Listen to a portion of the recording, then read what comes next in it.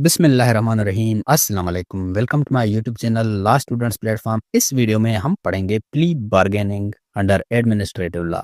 अब इसकी अगर उर्दू में मीनिंग देखी जाए, प्ली यानी दरख्वास्त, बार्गेनिंग यानी सौदा या फिर रियायत करवाना। अब प्ली बार्गेनिंग एक ऐसा प्रोसेस है जिसमें एग्रीमेंट को नेगोशिएट किया जाता है प्रोसिक्यूटर और डिफेंडेंट के बीच क्रिमिनल केस को रिजॉल्व करने के लिए। मिसाल के तौर पर एक बंदा है जो जेल में है, जिस पे मर्डर का इल्जाम है, ट्रेसपास का इल्जाम है, रॉबरी का इल्जाम है, हिरासमेंट का इल्जाम है, रेपिंग का इल्जाम है, लेकिन वो कन्फेस नहीं कर रहा।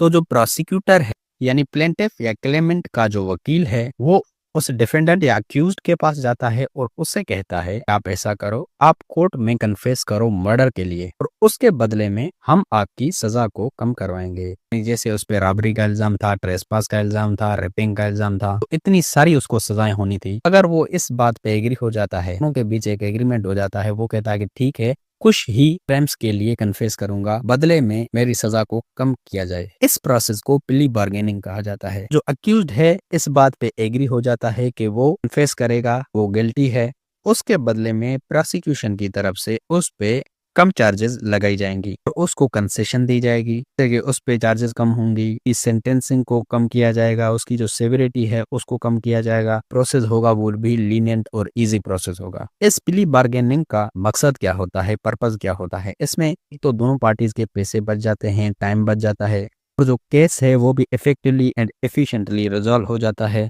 दोनों पार्टीज के बीच एक कोऑपरेशन एनकरेज होती है। जो प्रोसिक्यूटर है और डिफेंस काउंसिल है, अक्यूज्ड का जो वकील है, क्लेमेंट का जो वकील है, प्ली बार्गेनिंग के एक वर्बल एग्रीमेंट पे पहुंचते हैं, यानी पहले बात करते हैं, जो चीजें उनके बीच सेटल होती हैं। यानी जो डिफेंस काउंसिल है वो कहता है कि जो क्लाइंट है वो इन क्राइम्स के लिए कन्फेस करेगा। जो प्रोसिक्यूटर है वो भी कहता है कि इसको इतनी इतनी कंसेशन हम देंगे, चार्जेस इसकी इतनी कम की जाएंगी, जो सजा है उसको भी हम इतना कम करवाएंगे। पहले वो वर्बल एग्रीमेंट करते हैं, उसके बाद वो उसको राइटिंग में लिखते हैं, एक डॉक्यूमेंट बनाते हैं और उस डॉक्यूमेंट को कोर्ट के पास सबमिट करते हैं अप्रूवल के लिए। कोर्ट देखती है, अगर कोर्ट उसको अप्रूव कर देती है, फिर जो अक्यूज्ड है वो कोर्ट में आके अपने क्राइम्स के लिए कन्फेस करता है। अब प्रोसिक्यूटर और डिफेंस काउंसिल ने जो एग्रीमेंट किया और डॉक्यूमेंट में लिखा और वो डॉक्यूमेंट कोर्ट में सबमिट किया, उस डॉक्यूमेंट में क्या क्या मौजूद होता है? उसमें एक तो ये लिखा होता है कौन कौन सी चार्जेस के लिए ये अक्यूज्ड कन्फेस करेगा, साथ ही रिकमेंडेड सेंटेंस लिखी होती है। जज को ये रिकमेंड किया जाता है कि इसको इतनी ही सजा दी जाए। कोई भी कंडीशन या कंसेशन जिस पे वो दोनों पार्टीज एग्री हुई हों, और डिफेंडेंट यानी अक्यूज्ड ने कौन कौन से राइट्स को वेव किया है, जैसे कि वो अपील नहीं करेगा, वो चीजें लिखी हुई होती हैं। तो दोस्तों ये था हमारा आज का टॉपिक। उम्मीद है कि आपका कॉन्सेप्ट क्लियर हो गया होगा। रिक्वेस्ट एक ही करूंगा कि एक छोटा सा कोई सा भी कमेंट लाजमी कर दो और ये वाली इंस्ट्रक्शंस भी जरूर फॉलो करो।